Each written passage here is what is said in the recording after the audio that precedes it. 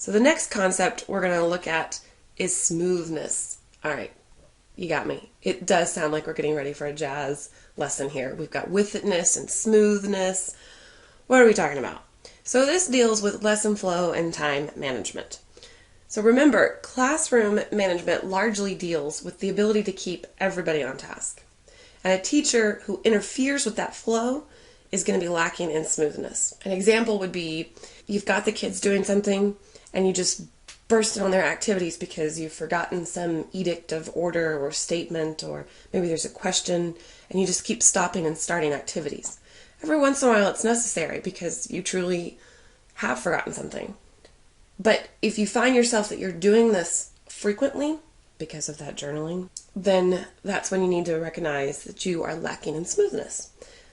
Don't worry, nobody's perfect.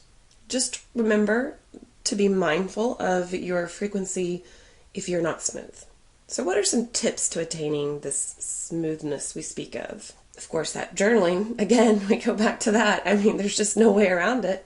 We've got to identify our patterns in these flaws to correct our craft.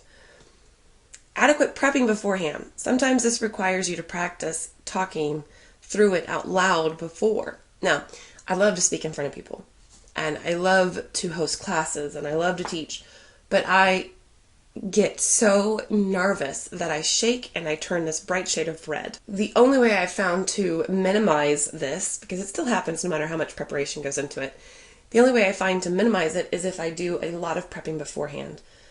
I'm talking it out, I'm thinking about it in my head, I'm going through it all. I also love color-coded notes because they can label my time flow, and I can see which colors, whatever colors I choose, as to what's going to be the most important to get the information across.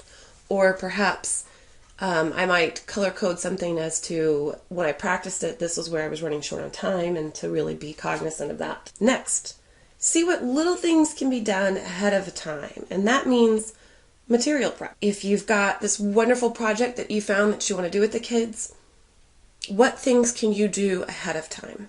When I taught a weapons study class last year, we were studying different ancient weapons, and we wanted to build these little tiny models to teach the kids kind of the concept of its physics.